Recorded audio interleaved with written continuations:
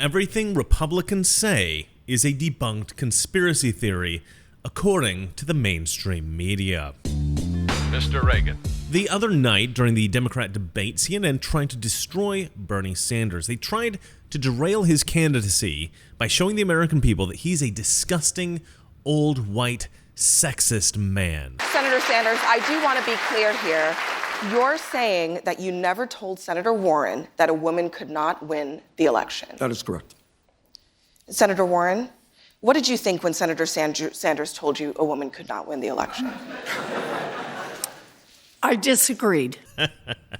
Yes, that actually happened. And yes, the audience actually laughed at that. They laughed because even the left-wing audience could see through the CNN propagandizing here. The moderator asked Bernie a question, then completely disregarded the answer. I could speculate about what the CNN moderator was thinking there, but it's irrelevant because CNN was trying to derail the Bernie Sanders campaign. In the days leading up to the debate, CNN broke this absurd story about Bernie hating women, not thinking that there could possibly be a woman president. Now, this is just a bizarre thing because he said many, many times that he thinks that America is ready for a woman president. But then again, during the post-debate coverage, everyone at CNN said that he had flopped, said that Bernie had had an awful night. But Bernie didn't have an awful night. He had a great night. How do we know that? Because after the debate, Bernie had the best day of fundraising since he started running for president this time around. Now, we all know that CNN tries to manipulate their audience. They don't report on stories that don't fit the SJW narrative of the world. They report only parts of some stories, and they even report stories that they know aren't true. In 2016 in Milwaukee, CNN edited footage to intentionally deceive voters into believing that this woman was calling for an end to violence, when in reality, she was calling for an end to black-on-black violence and advocating for black-on-white violence. But before we get into that, I have to sell you something. Did you know that your assets are not yours when times get tough? The Wall Street Journal recently reported on 2 hedge funds that are in big trouble. These funds look after billions of dollars of their clients' money. But these same 2 funds are refusing to let investors get their money back. This will be happening more and more as things begin to implode. Where are your savings? Do you have to ask permission to get them back? If you don't have control of your money when things get tough, you're in trouble. Noble Gold has the answer. A precious metal IRA with Noble Gold will let you have real, hold-in-your-hands assets, and they're yours, always yours. Not bits of paper, not promises, not excuses. Precious metal returns are set to explode over the next few years. So get in touch with Noble Gold and discover how you can keep your money safe for when you need it. Give them a call at 877-646-5347. Go to noblegoldinvestments.com and let them know that Mr. Reagan sent you. Or you can hit the link below and get the free gold and silver investment guide.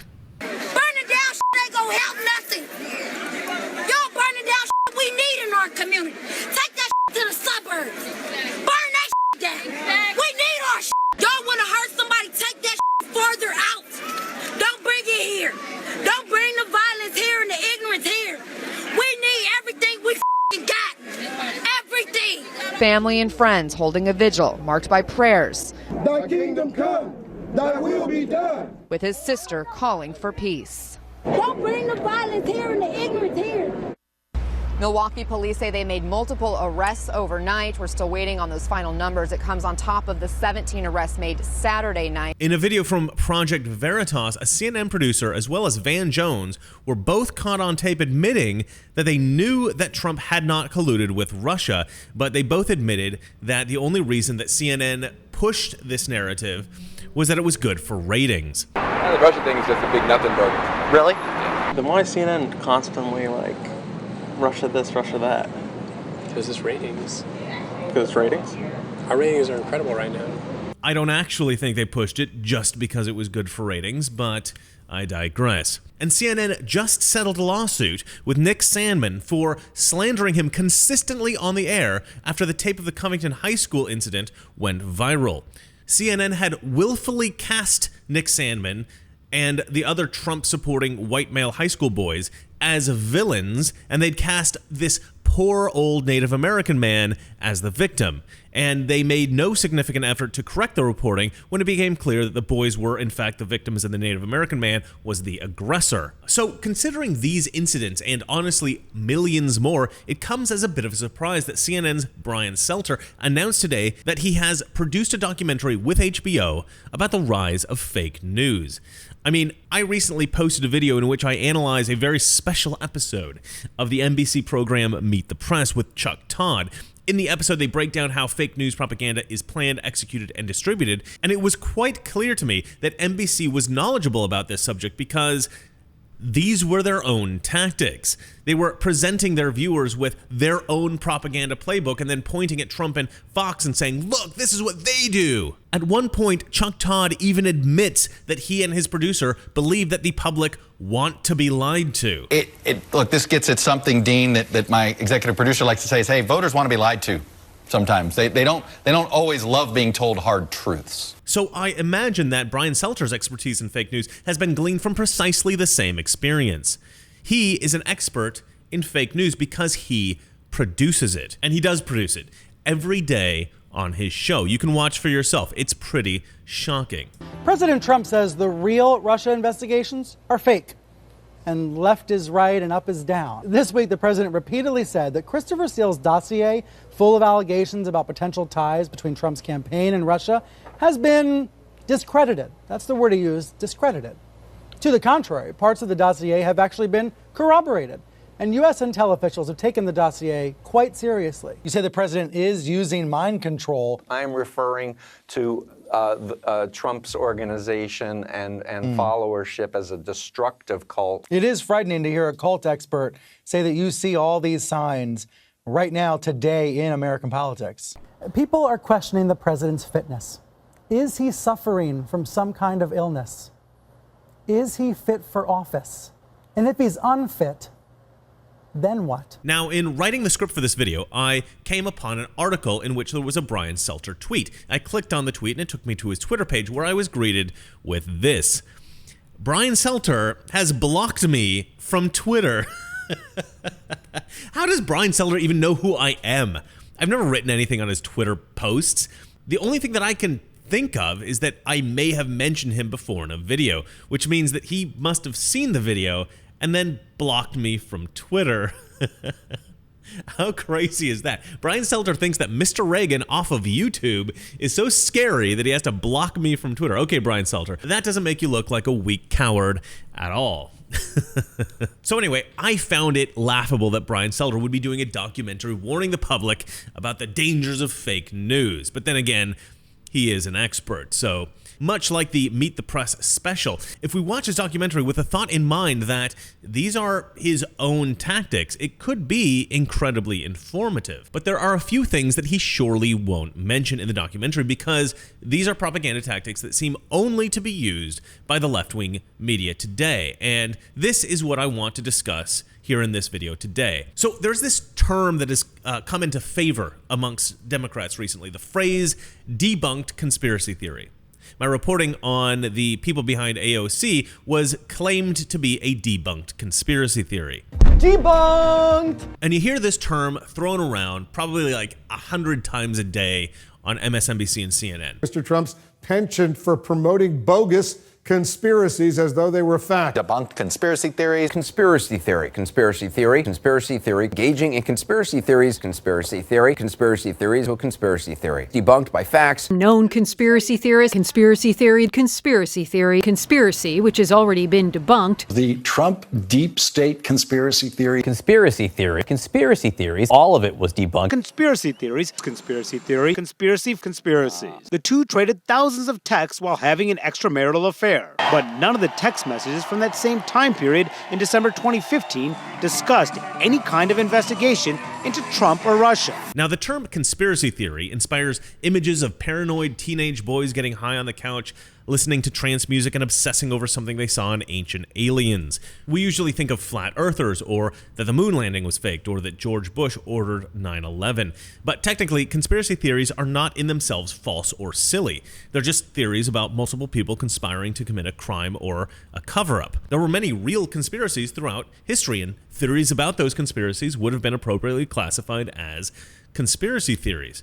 The MK Ultra project is probably the most popular conspiracy theory that is proved to be a true conspiracy, but there are many examples through history. I'm not going to go through all of them, but I will draw your attention to the heart attack gun. This is a gun developed by the CIA that shoots ice darts into the target.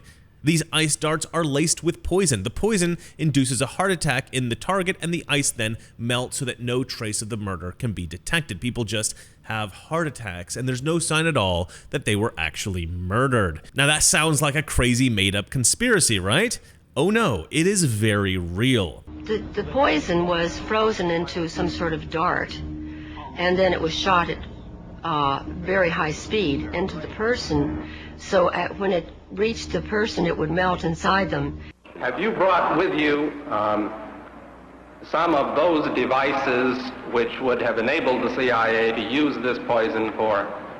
We have indeed. For killing people? Does this pistol fire the dart? Yes, it does, Mr. Chairman, and a special one was developed which potentially would be able to enter the target without perception. The round thing at the top is obviously the sight. It works by electricity. There's a battery in the handle, and it fires a small dart. And the dart itself, when it strikes the target, does the target know that he's been hit and about to die? A special one was developed which potentially would be able to enter the target without perception. As a murder instrument, that's about as efficient as you can get, isn't it? It is a weapon, a very serious weapon. But also the toxin itself would not appear in the autopsy? Yes, so that there was no way of perceiving that the target was him. But regardless of the potential veracity of conspiracy theories, we still think of JFK and the moon landing in Area 51 whenever somebody says the words conspiracy theory. And this phenomenon has been weaponized by the left-wing media. If they want their viewers to dismiss a conservative idea, they just call it a conspiracy theory. And they call all conservative ideas conspiracy theories. They called Trump's claim that he was being spied on by the FBI a conspiracy theory. But that was true. And they call anything that involves Joe and Hunter Biden in Ukraine a conspiracy theory. Worse, they call it a debunked conspiracy theory. Debunked. Debunked. All of it was debunked. This is the extra kick in the face that they like to add into their basic conspiracy theory attack. Not only do they suggest that conservative ideas should be dismissed, but then they add on the additional support of the word debunked, and they seem to have started adding this word on every time they call a conservative idea a conspiracy theory. And this is super frustrating because it's almost never true.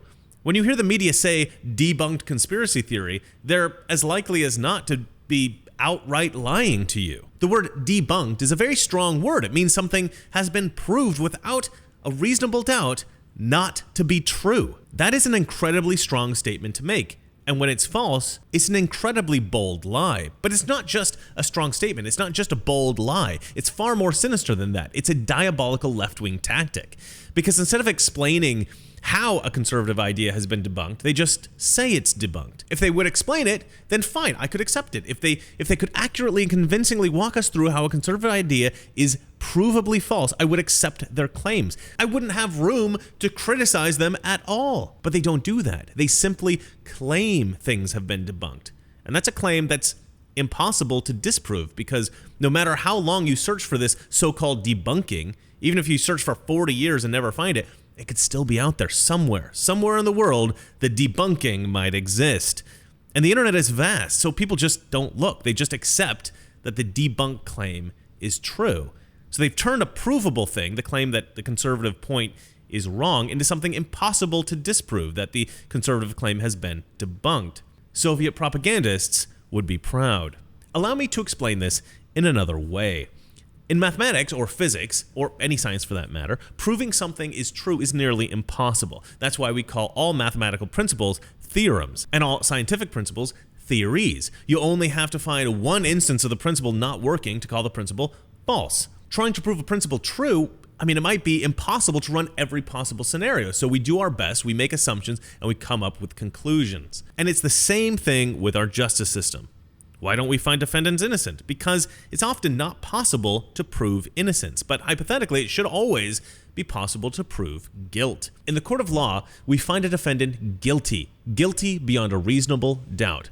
Let's say you want to destroy a friend's reputation. You decide you're going to lie and say that 10 years ago when you were both college buddies, this guy used to regularly use the N-word. Well, supposing you did know each other in college, this accusation would be impossible to disprove. He could gather the testimony of all of his other friends and acquaintances. He could produce all of his emails, text messages, and any other recordings he has from his college days. He could tell you all about his non-racist beliefs. He could show you his black ex-girlfriend, but none of that will prove that he did not use the N-word. Even if he can nearly clear his name, there may always be a lingering doubt with some people. This is the power of an accusation that cannot be disproven. The left understands this power and has run wild with it. The media will straight up lie and say that events they don't want you to look into have been debunked. And it's especially true when you're on the right track. The media will just falsely say debunked, or they'll say this is a claim without evidence. But they are constantly doing what they preach against, pushing false stories that have little to no evidence. How do we know this? Because they are wrong so often. Think about all the Russian collusion stuff that we heard about for 3 years. It turned out all to be garbage. And the media was totally in on the scam. Brett Kavanaugh, also a scam. The media's definition of debunking is, we don't want you to pay attention to this aspect anymore, therefore we call it debunked, so you must look away. Long ago, I decided that both sides, Fox, CNN, MSNBC, they were both biased. We must all agree that everyone has bias. It's impossible not to. I would argue that those who believe that their favorite media channel or favorite politician, political commentator, news anchor, journalist, whatever, those who believe that these people are unbiased, they're either terribly gullible or else they've allowed themselves to become too complacent. But bias isn't necessarily bad. It's when the biased media insists that they're neutral. That's when their reporting becomes deceptive. It's one thing to have political bias, and it's another to lie and mislead in order to convince your audience that you're not biased, that everything you say is absolutely true.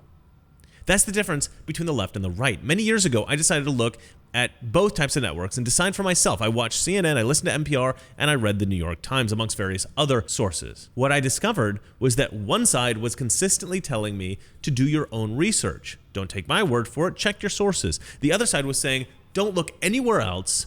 The other side is lying to you. We're the only ones that you can trust. You don't have the capability to decipher what is true and what is false for yourself. So just trust us. We heard, let's see what's in the Mueller report for ages. Then when we do see what's in the Mueller report, and the FISA report for that matter, the story just changes. If the media tells you something's been debunked, please look closely at the evidence. Do not take their word for it. If they tell you that a claim was made without evidence, look to see if there is evidence. Do the research. Listen for folks who are telling you to do the research yourself. Listen to folks who tell you that you can distinguish fact from fiction, that you can look at multiple sources and decide who is giving you a load of BS and who is shooting straight. You've been calling this out, saying that this alternative reality is something that Americans need to understand.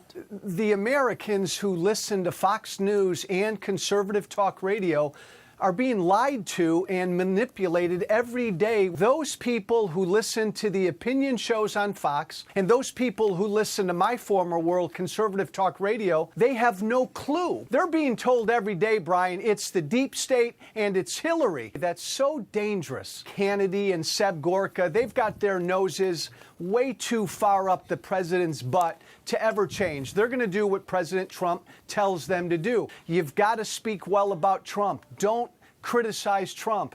If you have a conservative talk radio show these days, you're told, don't criticize the president. They lie to their listeners and they keep feeding them what they want to hear. For the record, I, Mr. Reagan, have never been forced, pressured, or even encouraged by anyone to say anything on my show ever. The latest tactic in the battle for public trust is the use of the term Russian propaganda technique. The mainstream media is now claiming that everything that Trump, Newsmax, The Wall Street Journal, Breitbart, Fox, or any of us conservative YouTubers say is not only a debunked conspiracy theory, but a debunked conspiracy theory initially developed in Moscow as Russian propaganda. It's actually kind of hilarious. Everything conservatives think now is apparently Russian propaganda. Some of President Trump's family and closest aides promoted tweets from professional trolls paid by the Russian government. I am deeply concerned that any member of the House would spout Russian propaganda. He is parroting Russian propaganda. Trump's,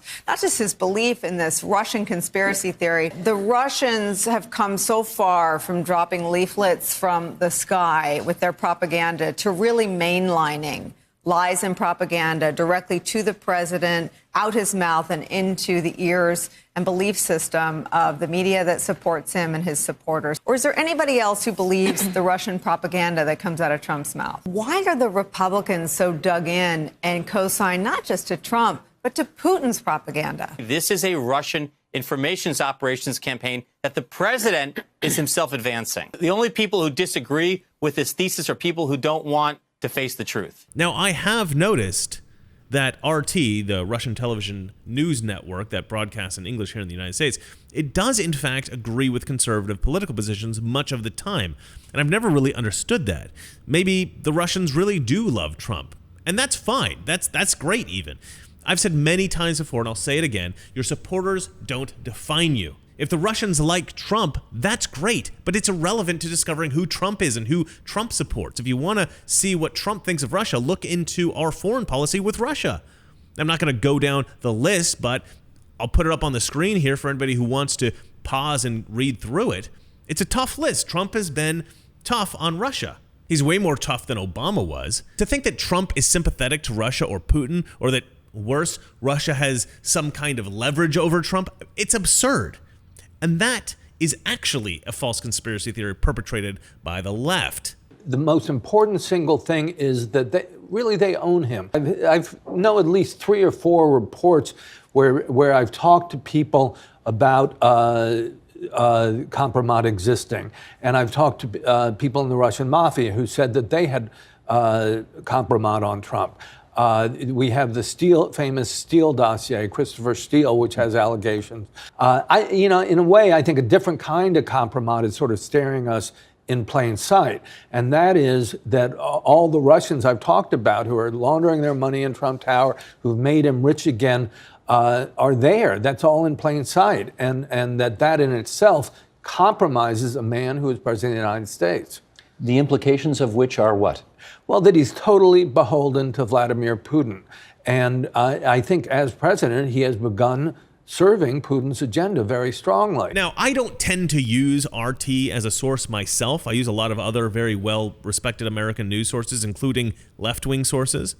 Oddly, with respect to Ukraine and the Bidens, the left-wing media was the first to report on a lot of that stuff. But most mainstream media reporters today have either pretended to forget about that or they're unaware of it.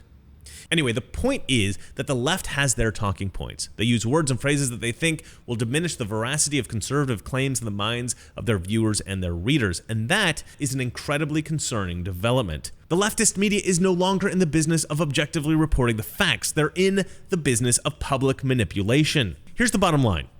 I believe without a doubt that the mainstream media is pushing fake news every day. On the other hand, the mainstream media believes that I'm fake news, and Newsmax and Fox and all the other conservative sources. And the truth is that I can't convince you one way or another, because of course I'm going to tell you that I'm telling the truth and the other side is lying. And of course they will tell you that they're the ones telling the truth and I'm the one lying. So it's up to you, the viewer, to decide who's lying and who's telling you the truth. Well, I have a hunch that it's not black and white. You're not going to find one source always telling the truth all the time and always telling you every important detail of every important story. So go watch Mr. Reagan, and go watch Newsmax and Fox and OAN and The Blaze and Crowder and Shapiro and Slightly Offensive, and listen to Gorka and Rush and Joe Pags, and read Breitbart and Daily Wire and Zero Hedge and Drudge and Ann Coulter and The Wall Street Journal.